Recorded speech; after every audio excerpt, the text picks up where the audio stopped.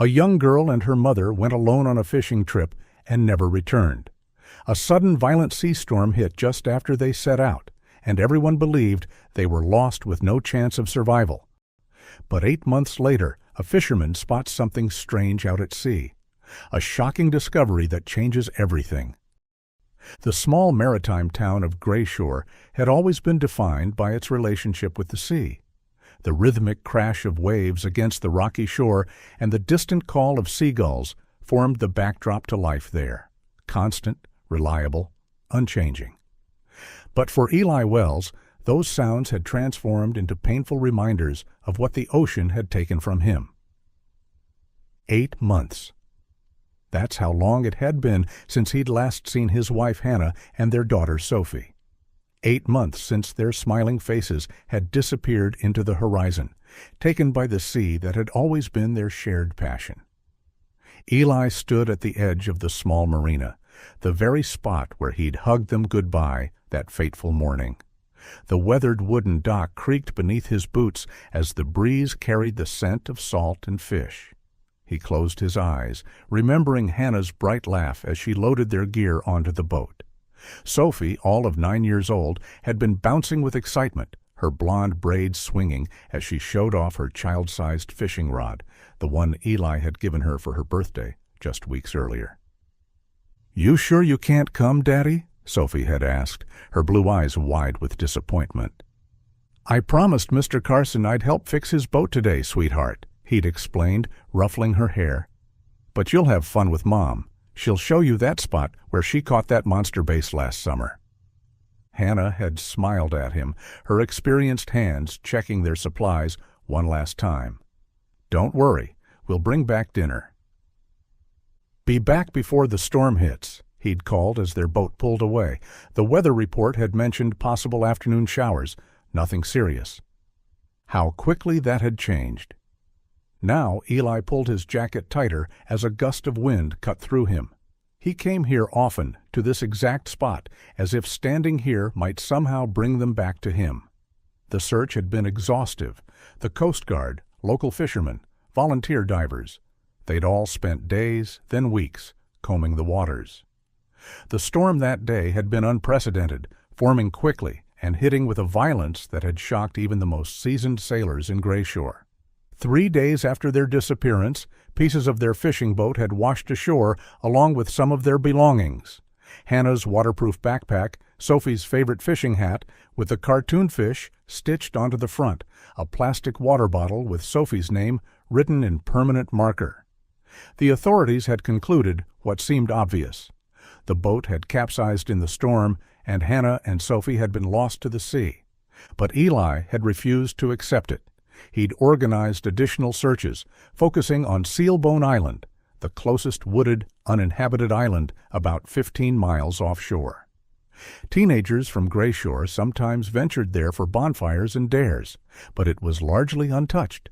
If Hannah and Sophie had somehow made it to shore there? But they hadn't found anything, not on Sealbone nor on any of the other small islands that dotted the coastline. Eventually, the official search had been called off, but Eli continued. Every weekend, weather permitting, he would take his boat out to dive in different areas, expanding his search perimeter each time, refusing to give up hope. This morning was no different. Eli had loaded his diving equipment onto his boat, ready for another search. He knew what people said behind his back, that he was in denial, that he needed to accept the truth and begin to heal. But how could he move on without certainty, without closure? As he prepared to cast off, his phone rang. The screen displayed Grayshore Police. His heart leapt to his throat as he answered. "Mr. Wells, this is Officer Reynolds." "Yes, I'm here," Eli said, his voice tight. "We need you to come to the station right away. There's been a development in your family's case." Eli's hand tightened on the phone. "What kind of development?" "A local fisherman came in with information. He believes he may have seen... Well, it's better if we discuss this in person." "I'm at the marina now. I was just about to head out for my weekly search." "We'll wait for you here. The fisherman's with us." After hanging up, Eli quickly unloaded his equipment back into his car. His hands shook as he changed from his wetsuit back into regular clothes. Could this be it? The breakthrough he'd been praying for? He tried to temper his hope. There had been false leads before, well-meaning reports that had led nowhere but deeper disappointment.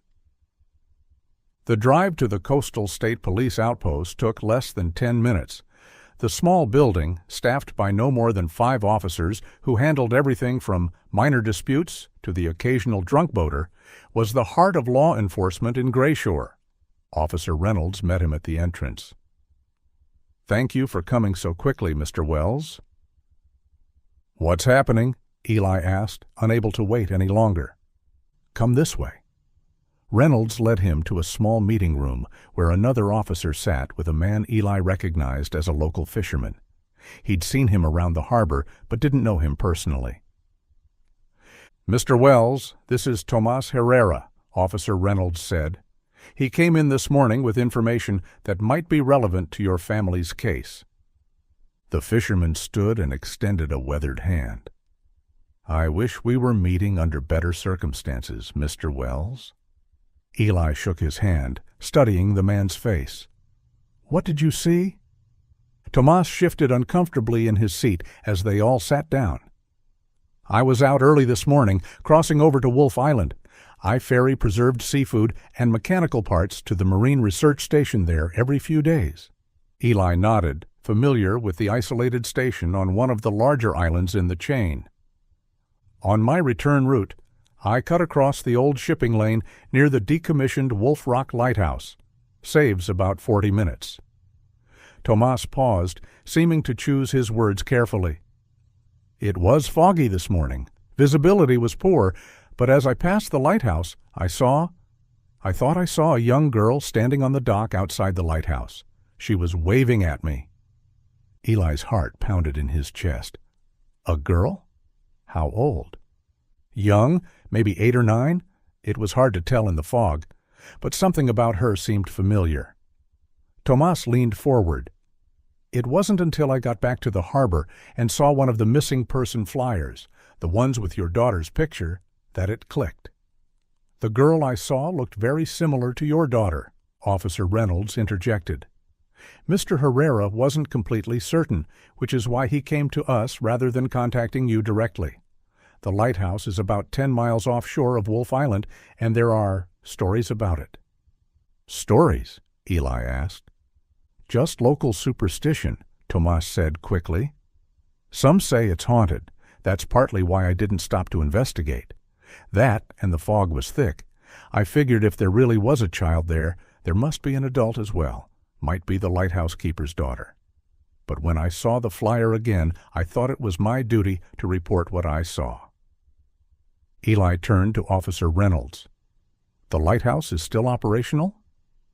"Not officially, no. It was decommissioned years ago and sold to a private owner." He consulted some notes in front of him. "A man named Malcolm Vire purchased it about 22 years ago. He's listed as maintaining it for historical preservation purposes." "Do you have contact information for this Vire?" Eli asked, trying to keep the urgency from his voice. Officer Reynolds nodded and reached for the phone on the table. "We have a number here, but it may be outdated." He dialed and waited, then frowned. "No dial tone."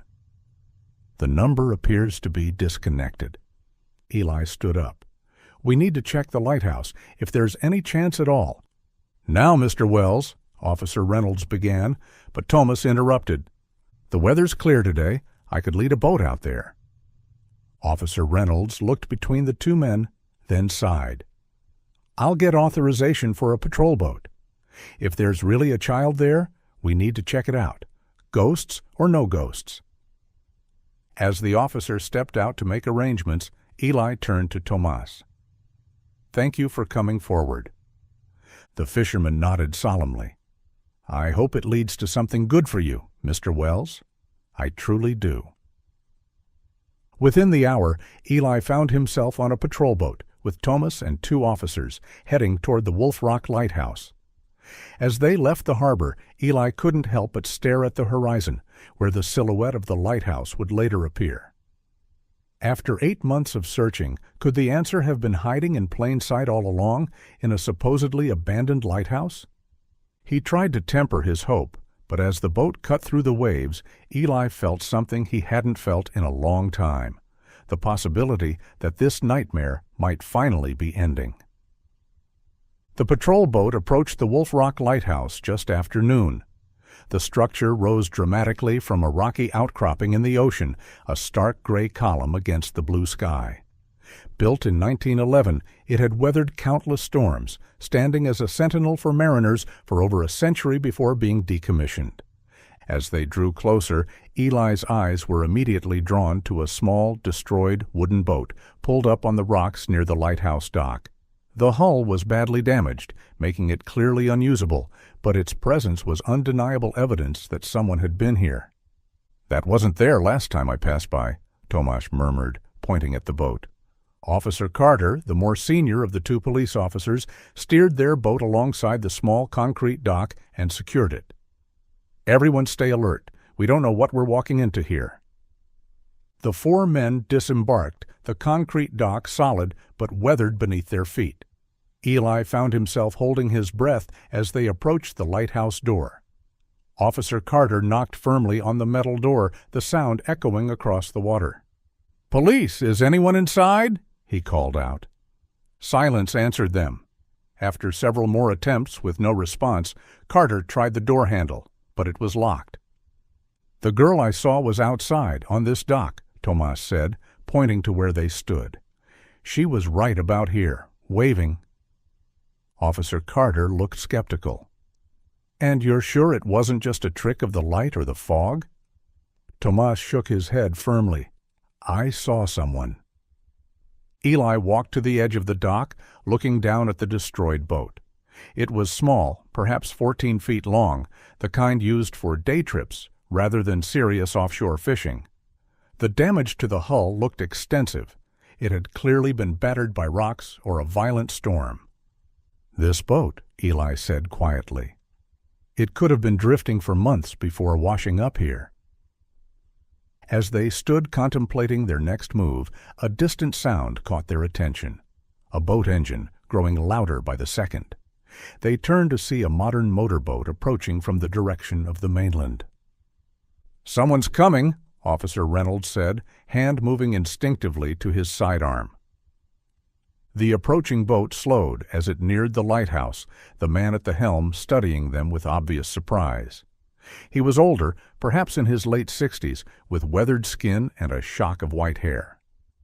After a moment's hesitation, he maneuvered his boat alongside the dock and cut the engine. "Can I help you, gentlemen?" he called out, his voice steady but with an edge of wariness. Officer Carter stepped forward, badge in hand. "Coastal Police. Are you Malcolm Vire?"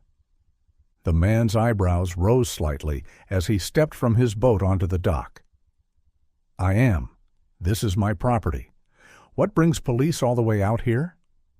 "We received a report of a child seen at this lighthouse earlier today," Carter said. "We're here to investigate." Malcolm's expression shifted, almost imperceptibly. "A child? Here?" He gave a short laugh. "Well, that explains the unexpected visitors."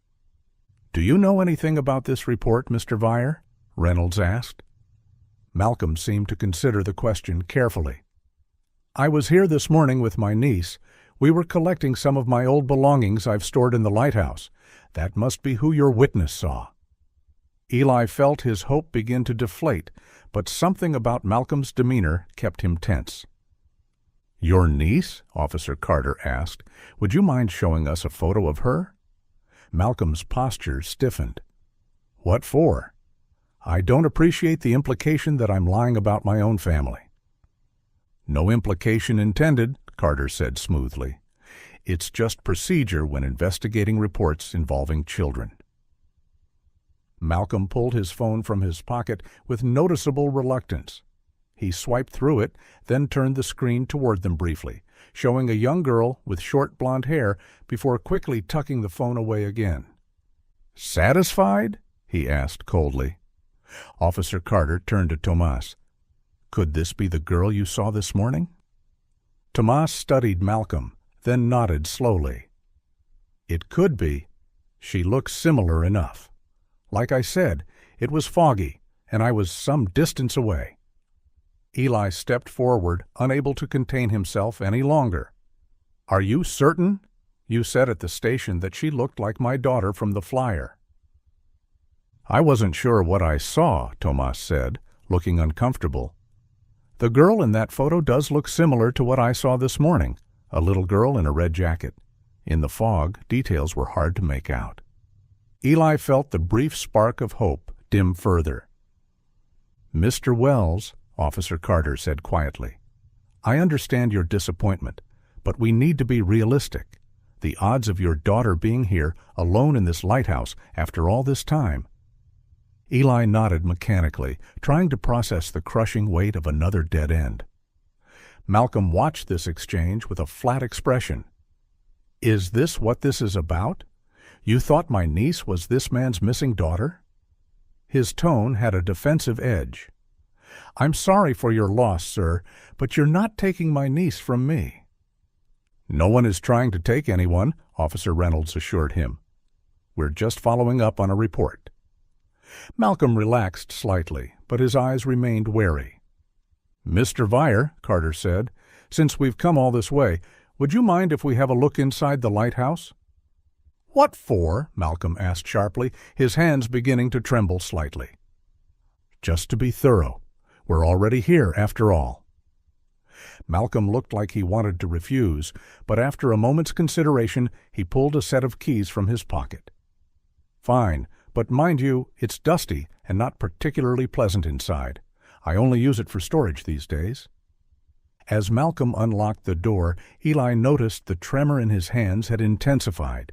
The heavy metal door swung open with a protesting creak, revealing a sparse interior illuminated by light streaming through salt-crusted windows. The lighthouse was simple in its layout, a small living area at the base with basic furniture, a spiral staircase winding upward to the lantern room, and a door that presumably led to a storm cellar beneath. Feel free to look around, Malcolm said tersely, but please don't disturb my belongings. Tomas announced he would wait outside, finding the narrow confines of the lighthouse uncomfortable. Eli, the two officers, and Malcolm stepped inside. The interior smelled of dampness and disuse. A layer of dust covered most surfaces, though Eli noticed some areas appeared to have been recently disturbed.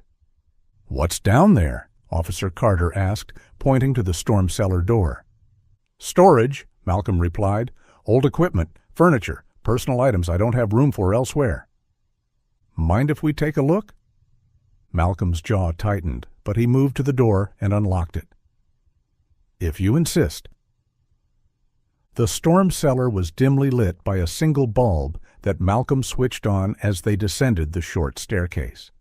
The space was crowded with various items, fishing equipment, old furniture, boxes, and several items covered with tarps. Eli noticed immediately how Malcolm positioned himself in front of an old wooden cabinet against the far wall. The positioning seemed deliberate, protective. What's in the cabinet? Eli asked, unable to stop himself. Just more of the same, Malcolm said dismissively.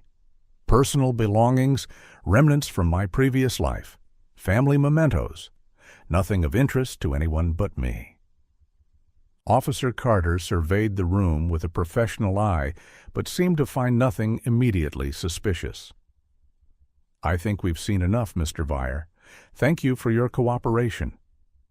Malcolm nodded curtly and moved toward the door to usher them out.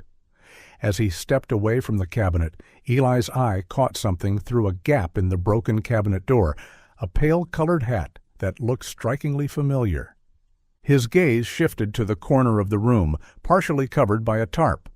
There, leaning against the wall, were two fishing rods, one adult-sized and one smaller, child-sized. The color and design of the reels struck a painful chord of recognition. Malcolm cleared his throat loudly. Gentlemen, if you're finished. As they filed out of the storm cellar, Eli hung back. Those fishing rods, he said, his voice tight. They look exactly like the ones my wife and daughter had." Malcolm's expression hardened. "They're mine, and my late daughter's." "May we see them?" Officer Carter asked. "I would prefer if you didn't," Malcolm said flatly. "Those are cherished possessions from my deceased daughter. I don't even let my niece touch them. That's why they remain here rather than in my home." Carter nodded, respecting the boundary, but Eli wasn't ready to let it go. "And the hat I saw in the cabinet, it looks just like my wife's." A flicker of something, annoyance, fear, crossed Malcolm's face. "Wait here," he said sharply. He disappeared back into the cellar, returning moments later with the hat and a fishing toolbox. "I found this hat washed ashore months ago. If it's your wife's, take it. I have no use for it." Eli took the hat with trembling hands. It was indeed Hannah's, her favorite, a pale cream color with subtle stitching she'd added herself. "And this toolbox," Eli said, noting the familiar brand. "It's the same as my wife's." Malcolm's response came too quickly. "It's mine. It's a common old brand, popular for its quality. I've had it since my father gave it to me, many years ago. I came here this morning to fetch this." The group proceeded to inspect the rest of the lighthouse, climbing the spiral staircase to the lantern room at the top, but found nothing further of note. As they emerged back outside into the bright sunlight, Eli clutched Hannah's hat in his hands, struggling with mixed emotions, vindication at finding this small piece of her, but deepening suspicion about the man who had found it.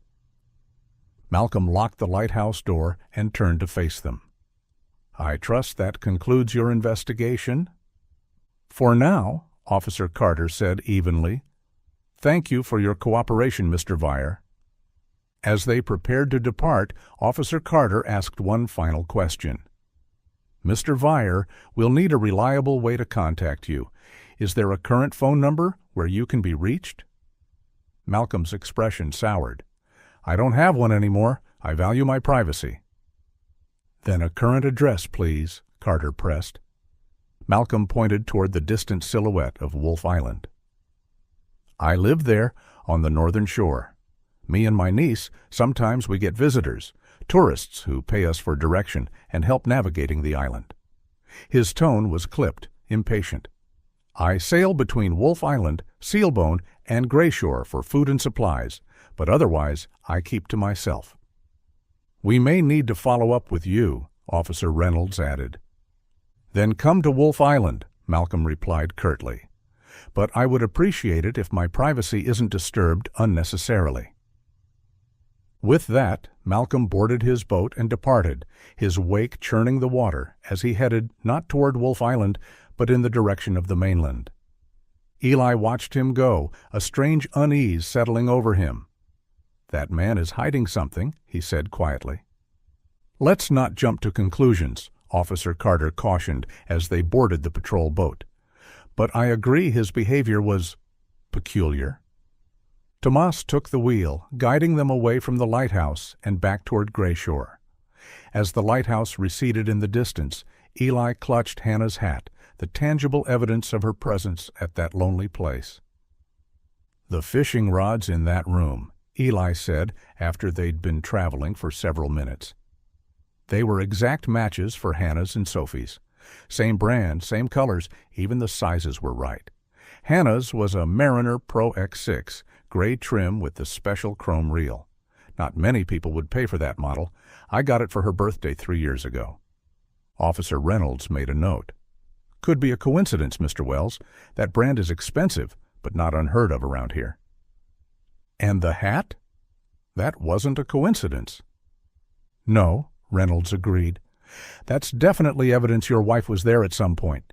But it only confirms what we already suspected, that after the storm, some of your family's belongings washed up in various locations. Mr. Vire claims he found it on the shore." Eli shook his head in frustration. It felt like he was hiding something. The way he positioned himself in front of that cabinet, how nervous he seemed when we asked about the fishing rods. "We understand your frustration," Officer Carter said. We'll look more deeply into Mr. Vyer's background when we return. I promise you that. The rest of the journey passed in tense silence.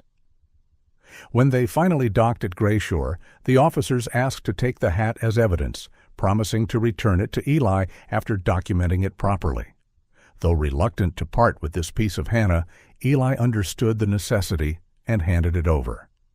As the officers departed for the station, Eli found himself alone with Tomas on the dock. "I still don't believe that man," Eli said, looking out over the water. "What do you think?" Tomas hesitated before answering. There was something off about him for sure, and that girl in his photo looked similar to what I saw this morning, but— He paused, choosing his words carefully. "When I saw the girl this morning, her hair was short, just like the girl in that photo he showed us. Your daughter had hers in braids."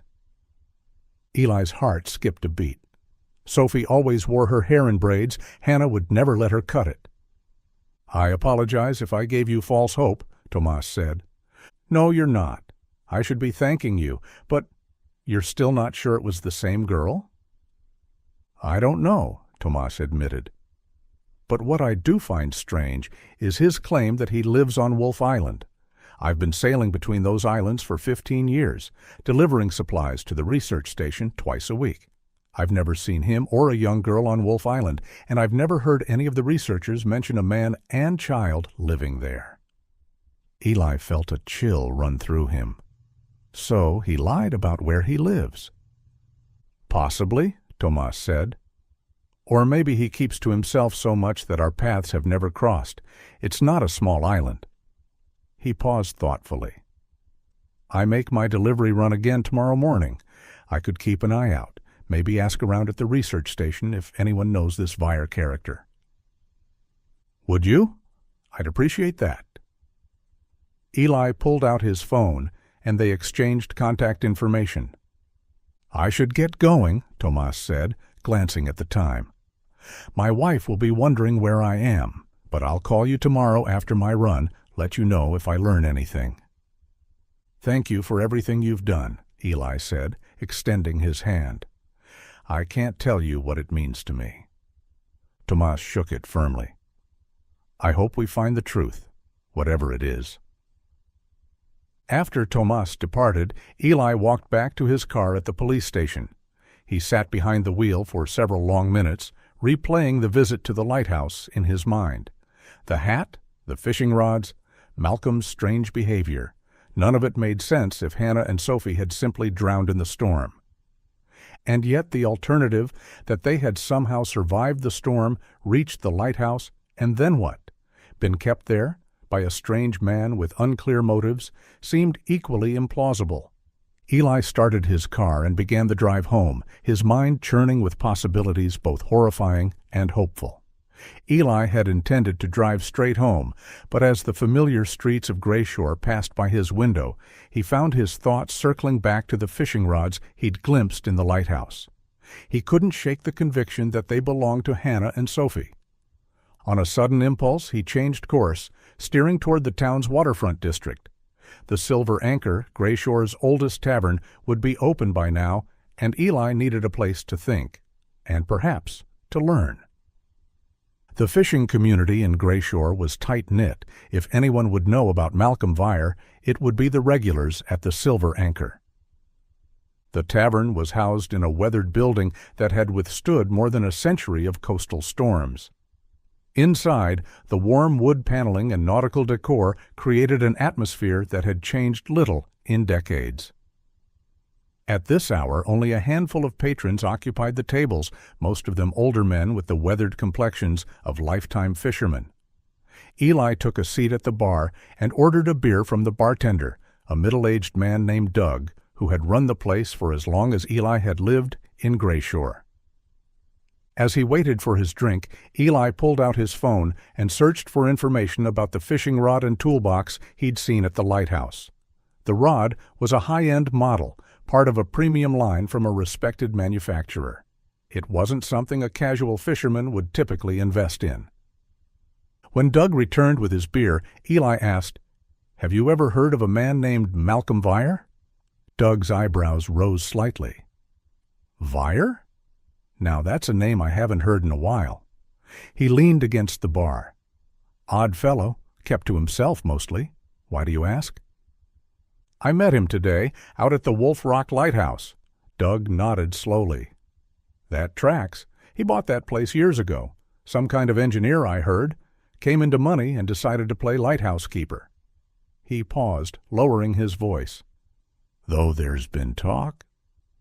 What kind of talk? Eli asked, keeping his tone casual despite his intense interest. Oh, you know how small towns are. People gossip. Doug glanced around the near-empty tavern before continuing. Some say he's not right in the head, spends weeks alone out at that lighthouse, or on his boat. I heard he was building something out on Sealbone Island recently. Sealbone? Eli straightened. He told the police he lives on Wolf Island. Doug's expression turned skeptical. Wolf? Nah, that can't be right. The marine research folks would have mentioned a permanent resident, especially one with a child. Child? Eli asked sharply. His niece, or so I heard. Doug shrugged. Like I said, he keeps to himself. Most of what I know is second-hand, at best. Eli took a long swig of his beer, trying to process this information. Where would I find his boat if he keeps one in Grayshore? Doug thought for a moment. Last I heard, he had some kind of boathouse set up in one of the inlet channels off the main harbor, hidden away behind the reeds and trees. Not many people go back there. Eli finished his beer and left a generous tip. Thanks, Doug. You've been helpful. Hope you find what you're looking for, Doug called after him as Eli headed for the door. Outside, Eli immediately pulled out his phone and called Thomas. The fisherman answered on the fourth ring. Eli, everything okay? I need your help again, Eli said without preamble. Can you meet me at the marina in 20 minutes? There was a brief pause. Yeah, I can do that, but what's changed so quickly? I'll explain when you get there. It's about Malcolm Vire. Eli drove to the marina with a sense of urgency he hadn't felt in months. If what Doug said was true, Malcolm had lied about where he lived. Why would he do that unless he had something to hide? When Tomas arrived at the marina, Eli quickly explained what he'd learned at the tavern. So he doesn't live on Wolf Island at all, Tomas said, shaking his head. I knew something didn't add up. In all my years making deliveries there, I've never seen him or heard mention of him living there. I want to find his boathouse, Eli said. Doug said it's somewhere in the inlet channels off the main harbor. Tomas looked uncertain. That's a maze of waterways back there. Some of them are barely navigable. What exactly are you hoping to find? I don't know, Eli admitted. But that man is lying about where he lives.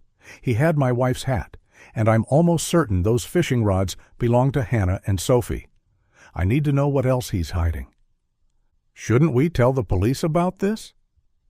And tell them what? That a bartender shared some rumors about where Malcolm might be living? They'll want more than that before they do anything. And I just wanted to see the child for myself. If she's really his niece, then Sophie was... Eli trailed off, unable to finish the thought. After a moment's consideration, Tomas nodded.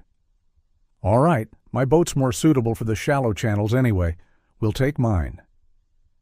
They boarded Tomas's fishing boat, a sturdy craft designed for coastal waters. As they pulled away from the dock, the late afternoon sun cast long shadows across the water. The main harbor busy with fishing boats returning from their day's work. But as Tomas steered them toward the network of inlet channels, the traffic thinned and eventually disappeared completely. The channels were narrower than Eli had anticipated, with tall reeds and mangroves crowding the banks on either side. Overhanging trees created a tunnel-like effect in some places, their branches casting dappled shadows on the water. Not many people come back here, Tomas said, expertly navigating the twisting waterway. too shallow for most boats, and there's nothing much to see unless you're into birdwatching or botany." "Perfect place to hide," Eli murmured. They continued deeper into the maze of channels, the sounds of the harbor fading behind them. The silence was broken only by the gentle purr of the boat's motor and the occasional call of birds in the surrounding vegetation. "How far do these channels go?" Eli asked after they'd been traveling for nearly 20 minutes. "They eventually open up to the other side of the peninsula," Tomas replied. "There's an abandoned naval station there, all overgrown now. Been off limits for years." As they rounded a bend in the channel, Tomas suddenly cut the engine to a near-silent idle. "Look there," he whispered, pointing ahead. In a jagged nook where the channel widened slightly, partially concealed by a natural formation of rocks and vegetation, sat a structure unlike anything Eli had expected. It was an old, long boat, perhaps 40 feet in length, with a weathered cabin structure built on its deck. The boat was secured to a small, crude dock that abutted a low rocky outcropping. Atop the rocks, nestled among scraggly trees, stood a small cabin. "That has to be it," Eli breathed. Tomas carefully maneuvered their boat into a position where they remained hidden from view but could observe the unusual dwelling. "What now?" he asked quietly. "We watch," Eli said, "and wait." They didn't have to wait long. After about 15 minutes of observation from their hidden position, movement caught their eye. A figure emerged from the cabin atop the rocks. Malcolm Vire, unmistakable even at a distance. "That's him," Eli whispered unnecessarily. Tomas handed Eli a pair of binoculars. "Keep watching." Through the magnified lenses, Eli observed as Malcolm descended the rough path from the cabin to the boathouse. He disappeared inside briefly, then re-emerged and climbed back up to the cabin. This time, when he exited the cabin, Eli's breath caught in his throat. Malcolm was carrying someone, over his shoulder, a small figure with blonde hair. "Oh my God," Eli gasped. "He's carrying a child."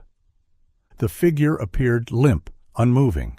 From this distance, it was impossible to make out specific features, but Eli could see it was a young girl, no older than 10 or 11. "Is she moving?" Tomas asked anxiously. "I can't tell. She looks unconscious. But a man wouldn't drug his own niece, would he?" They watched in horrified fascination as Malcolm carefully made his way down the path and into the boathouse with his burden. A few minutes later, he reappeared and climbed back to the cabin. Eli immediately reached for his phone. "I'm calling the police, whether she's his niece, my Sophie, or someone else. It doesn't matter. Something's not right here." His hands trembled as he dialed the number for the coastal police station. When the dispatcher answered, he identified himself and quickly explained what they were witnessing. "We need officers here immediately," he urged, giving their location as best he could. "I believe Malcolm Vire has abducted a child, possibly my daughter." "Stay on the line, Mr. Wells," the dispatcher instructed. "Units are being deployed now." While maintaining the connection with the dispatcher, Eli continued to watch through the binoculars. Malcolm had emerged from the cabin once more, this time struggling with what appeared to be a heavy sack over his shoulder. As Malcolm negotiated the steep path down to the boathouse, he lost his footing momentarily. The sack slipped from his grip and tumbled down the incline, coming to rest at the bottom of the path. Eli zoomed in with the binoculars, and what he saw made his blood run cold. From the open end of the sack, a woman's head was partially visible, blonde hair spilling out onto the ground. "There's a woman?" Eli reported to the dispatcher, his voice tight with emotion. "In a sack, I think—" He couldn't bring himself to finish the sentence. Malcolm quickly recovered, gathered the sack, and continued to the boathouse. Once again, he disappeared inside, then returned to the cabin. "How long until police arrive?" Tomas asked, tension evident in his voice. "They're on their way," Eli replied, still clutching the phone, "but I don't know how quickly they can navigate these channels." On his third trip from the cabin, Malcolm carried 2 large cooler boxes, the kind used for transporting ice and perishables. He loaded these onto the boathouse as well, then began preparing the boat, clearly intending to depart. "He's getting ready to leave," Eli reported urgently to the dispatcher. "We need to do something now." "Police and Marine units are en route," the dispatcher assured him.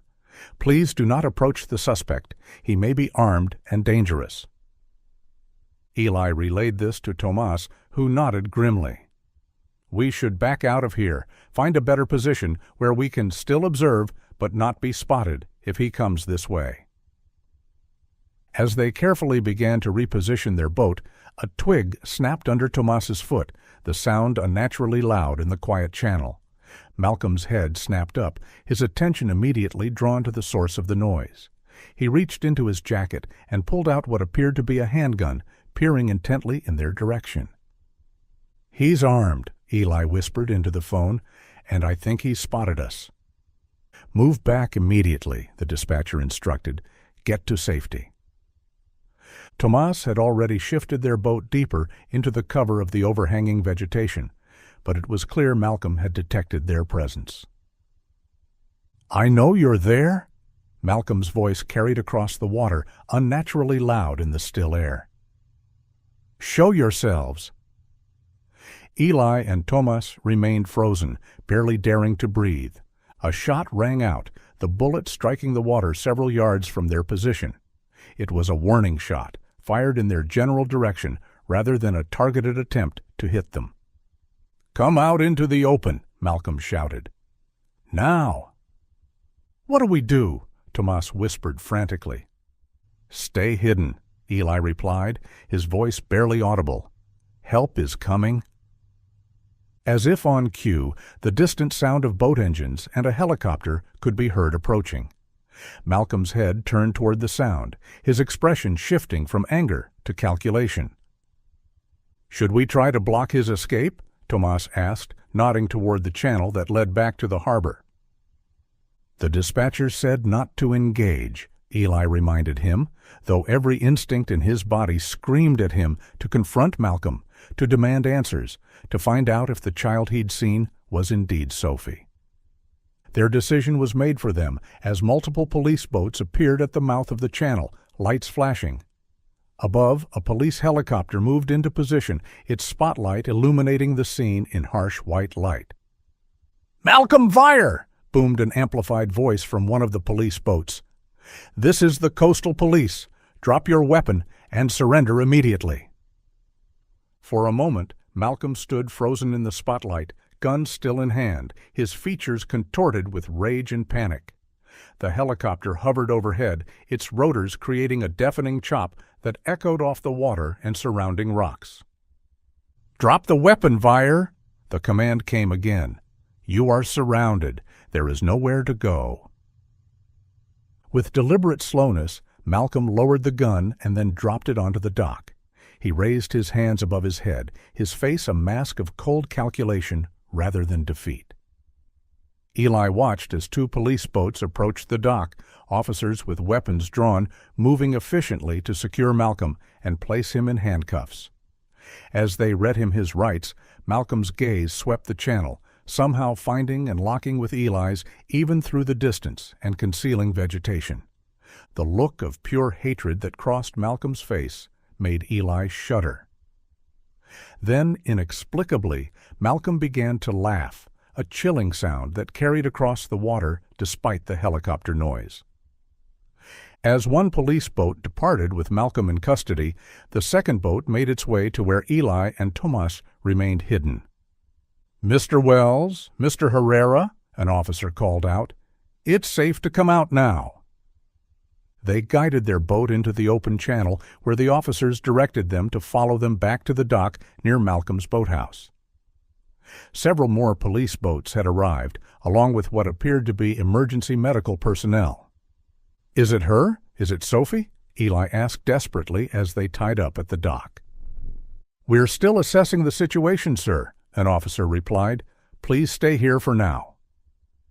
Eli watched in agonizing suspense as officers and medical personnel entered the boathouse. Minutes passed, like hours. Finally, a medic emerged, carefully carrying a small figure wrapped in an emergency blanket. Even from a distance, Eli recognized the blonde hair. "Sophie!" he cried, lunging forward only to be held back by an officer. "Sir, please, let the medics do their job." The girl was quickly transferred to a medical boat, but not before Eli caught a glimpse of her face, pale, with unfocused eyes, but unmistakably his daughter. "That's her," he choked out. "That's my Sophie." Tomas confirmed it as well. "That's the girl I saw this morning at the lighthouse. I'm certain now." The officer nodded and spoke into his radio, confirming the identification. "We'll get you to the hospital as soon as possible, Mr. Wells, but we need you to remain here for a few more minutes while we secure the scene." Eli's attention was drawn to another grim procession, officers carefully carrying a body bag from the boathouse to another waiting boat. He didn't need to ask.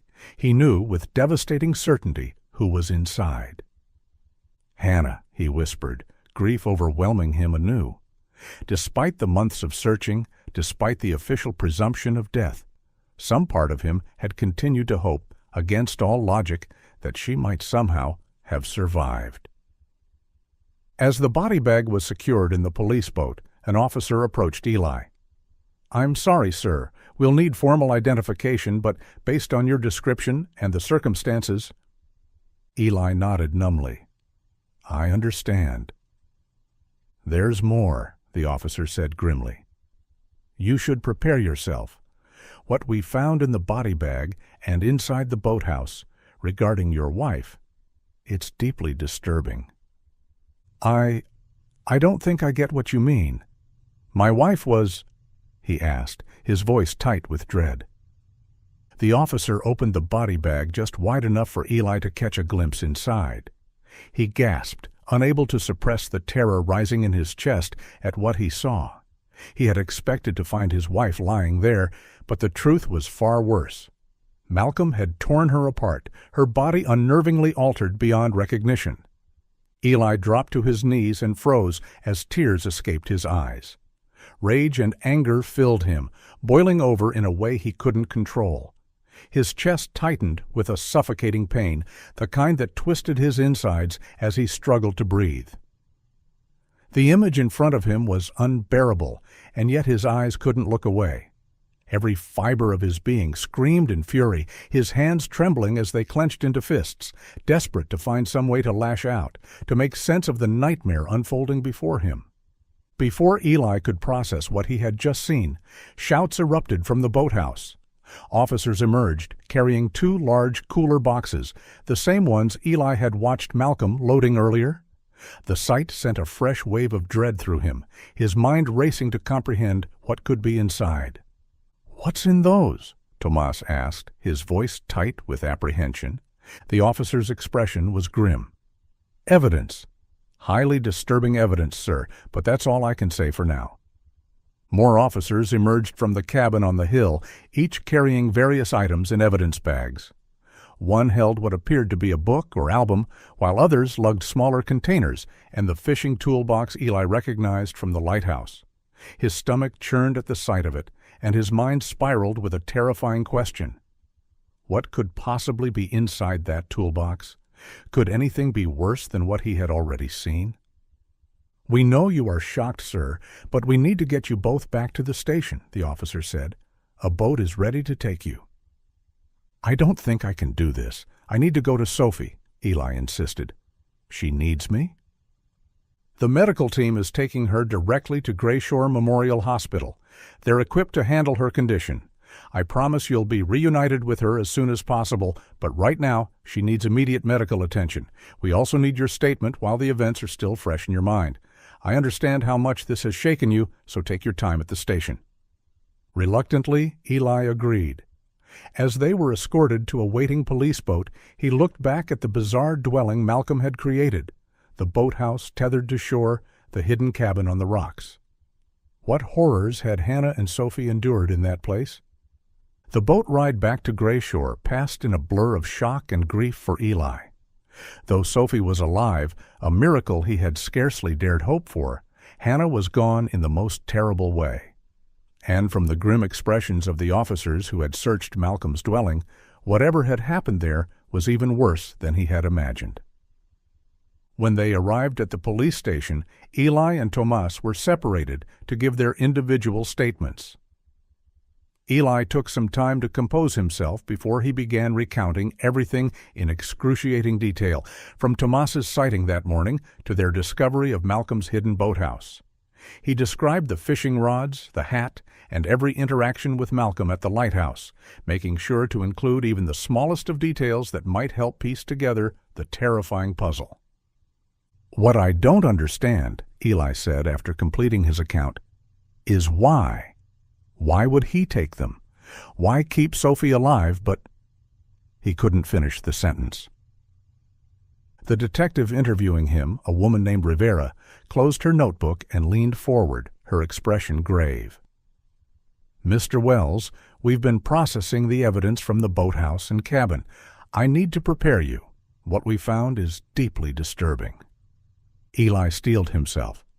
"Tell me everything." "I'll start with the 2 cooler boxes Malcolm was loading onto his boat. They contained preserved human remains," Rivera began, her voice professional yet gentle. "Body parts from what appear to be multiple victims, each cleaned and stored like anatomical specimens in glass jars. Every jar was meticulously labeled with dates and names. As for the fishing toolbox, it held the instruments he used for his procedure. As you saw earlier with your wife in the body bag, Malcolm didn't yet have the chance to—" She paused, her words trailing off, the rest too horrific to say aloud. Eli felt physically ill. My God. There were also smaller resin crystals, like paperweights or display pieces. Inside these resin blocks were preserved pieces of fabric, personal items, and hair samples. One contained what appears to be your daughter's braids. Eli's hands clenched into fists, his knuckles white with rage and horror. He kept trophies. Not exactly trophies, Rivera corrected. Based on the journals we found, he saw these as tributes, preservations. He was obsessed with stopping time, with keeping what he called perfect maternal bonds, intact forever. You found his journals? And a photo album. They were in his cabin. The album contained staged photographs of Malcolm with his victims, posed in what he considered family scenes.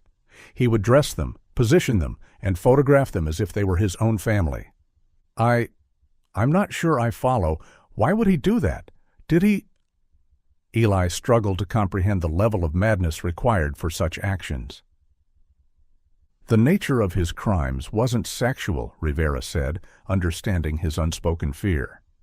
His fixation was on preservation, on saving these mother-daughter pairs from what he called the ravages of time and chaos. His journals are filled with his philosophy about this. Who is this man, really? We've been building a profile, Rivera explained. Malcolm Virer was once a respected maritime engineer who specialized in designing stormproof offshore structures. 15 years ago, his wife and young daughter died in a ferry accident, a ferry he had helped design. The guilt consumed him. He withdrew from society, eventually using a settlement payout to purchase the lighthouse. So his delusion was about replacing his family? Not exactly replacing, Rivera clarified. According to our forensic psychiatrist, Vire developed delusions of reconstruction and preservation. He believed he could rebuild what he lost by saving new mother-daughter pairs. In his mind, he wasn't harming them. He was honoring them, keeping them safe from time, as he writes repeatedly in his journals. That's twisted, Tomas said, having joined them after completing his own statement. He blamed himself for his family's death, Rivera continued.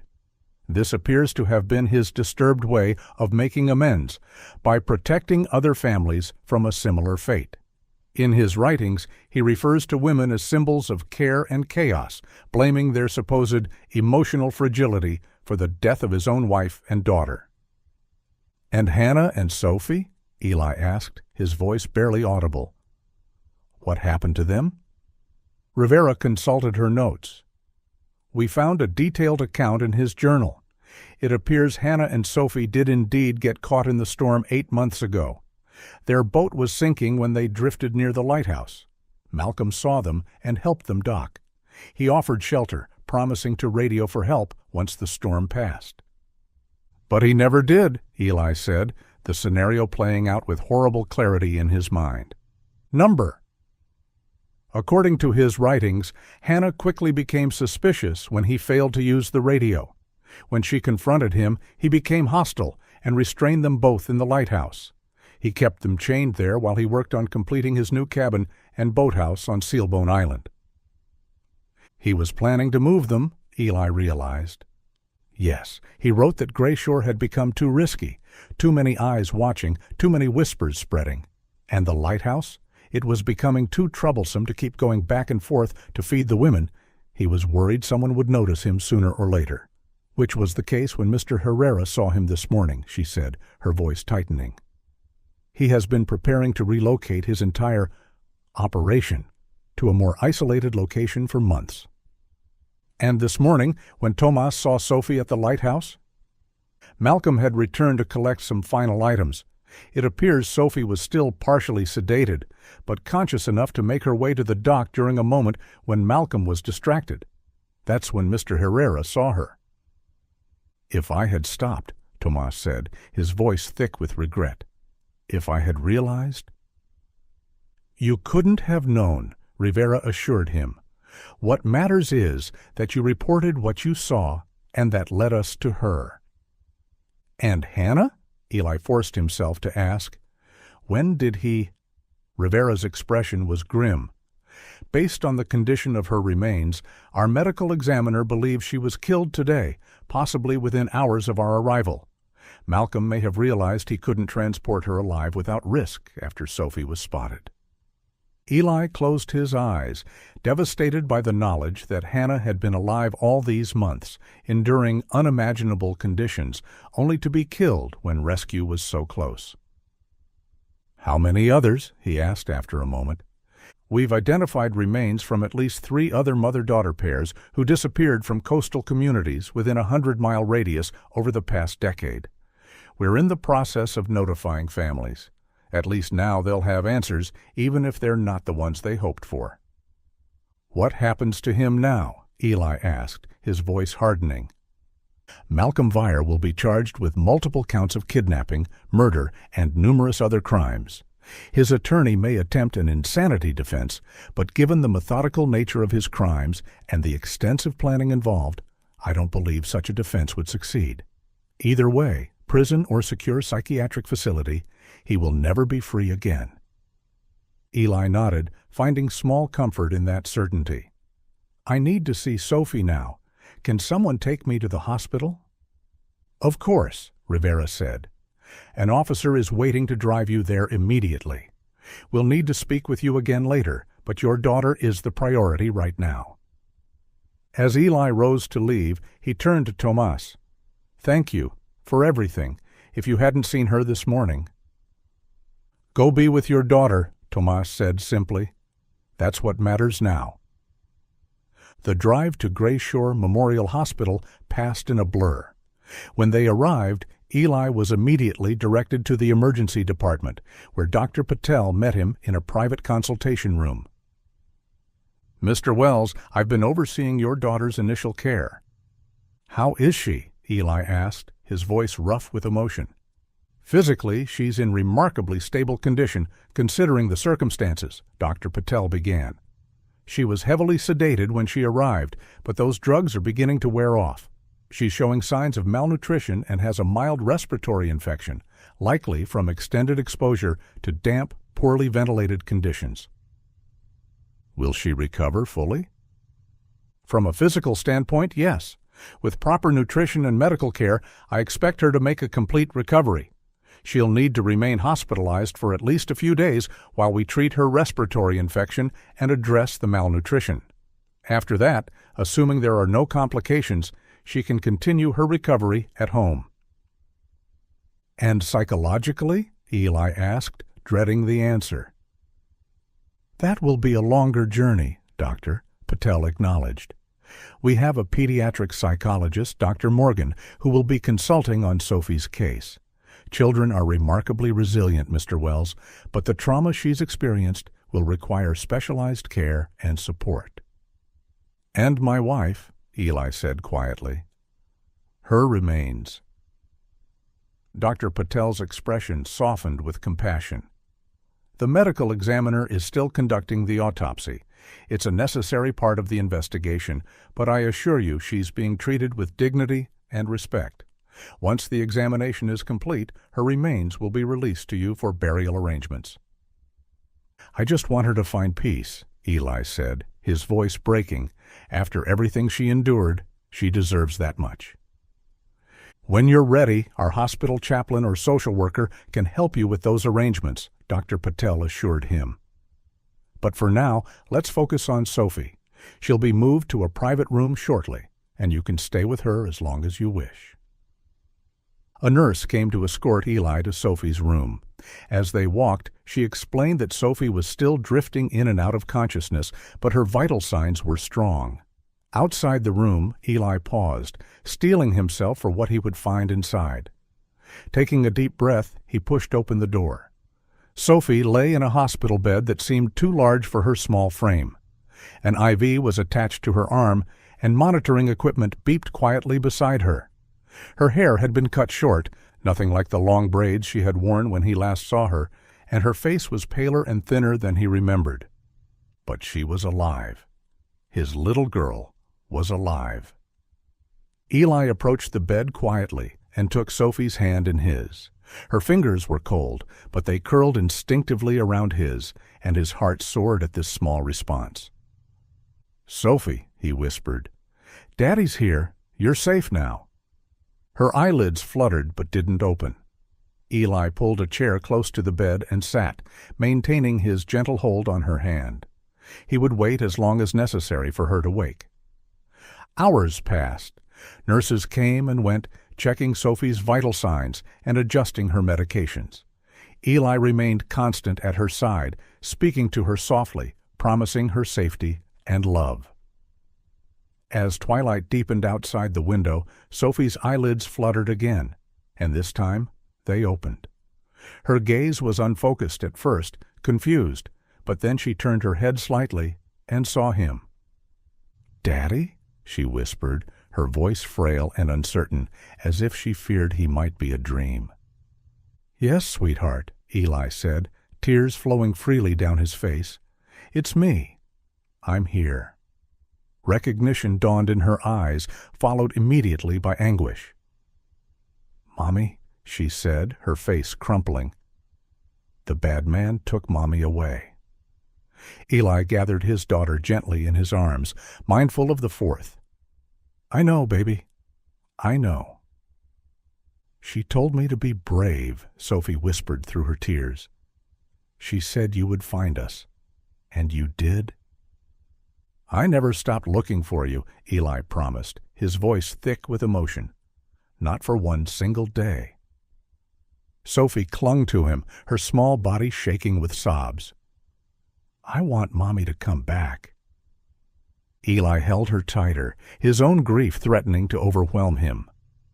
"Mommy can't come back, sweetheart, but she loved you so much. She was so brave, and she protected you until I could find you." Sophie nodded, a single tear tracking down her pale cheek. "She sang to me every night." Eli gently brushed the tear away with his thumb. "That sounds just like her." Eli gathered his daughter into his arms as she began to sob, her small shoulders shaking with grief. He held her, his own tears falling silently as they shared the profound loss of the woman who had been wife and mother, whose courage had kept their daughter alive against impossible odds.